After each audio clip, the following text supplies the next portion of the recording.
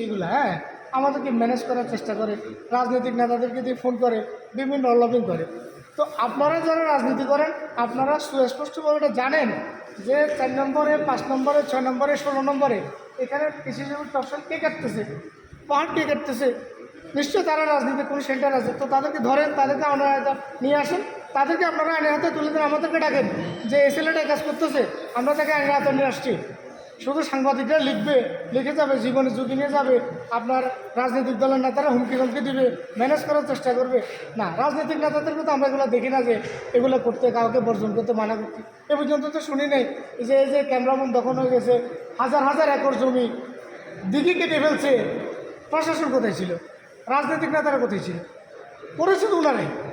আপনি দেখেন দিঘির মালিককে রাজনীতির কোনো না কোনো পদধারী, হয় উপজেলা চেয়ারম্যান, না হয় ইউনিয়নের চেয়ারম্যান, না ইউনিয়ন সভাপতি চেয়ারম্যান, ওরাই তো করছে। ওনারা যদি দেশের ভালো না চান, আর একটা কোম্পানি যখন আসে তখন রাজনৈতিক সেক্টরে কে দিবে তাকে, এই এলাকায় কে দায়িত্বে আছে তাকে চার্জ করে, তাকে ধরে, তার শেল্টার নিয়ে আসে। ওনারা কি দেখেন না যে আমি যে একে শেল্টার দিয়ে কোম্পানিকে দিয়ে ঢুকিয়ে দিচ্ছি, আমার এলাকার জনগণ কষ্ট করবে, আমার জলবায়ু নষ্ট হবে, আমার পরিবেশ নষ্ট হবে, তা আমি এখান থেকে সরে আসি আমার জনগণের জন্য।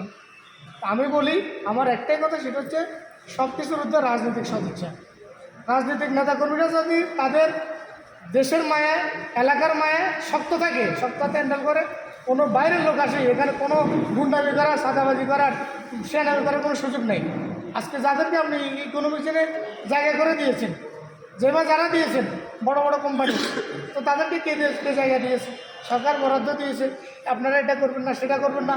আমাদের সাবেক এমপি সাহেব বলেছিলেন যে আপনারা এখানে পানি ব্যবহার করতে হলে মেঘনা থেকে পানি নিয়ে আসতে হবে। উনি বলেছেন কারখানা হয়েছে এখানে, মেঘনা থেকে পানি আনা কি আদৌ সম্ভব এখানে? এটার জন্য অনেক কিছুর দরকার। তো সে ব্যক্তি কারখানা করেছে, তার কারখানার জন্য পানি লাগবে না, পানি কোথা থেকে নেবে? আমাকে আগে আয়োজন করে তারপর তাকে বসাইতে হবে। আমি আয়োজন করে বসাই দিয়েছি, তো সে বাঁচার জন্য যা ইচ্ছা তা করবে।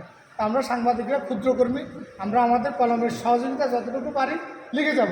এর বাইরে আমাদের কোনো শক্তি না। আমরা অস্ত্র ছাড়া ওই নিধিরাম সর্দার, ডাল তলোয়ার ছাড়া নিধিরাম সর্দার, আমাদের কাজের চেয়ে। তা আপনারা যারা রাজনৈতিক নেতৃত্ব আছেন, অতীত, বর্তমান, ভবিষ্যৎ, সবাইকে বলছি আপনাদের শক্ত হাতে দমন করেন। আমাদের এই দেশ, আমাদের এই সমাজ, আমাদের এই বিষয়ে অনেক সমুন্নত থাকবে। সবাইকে ধন্যবাদ।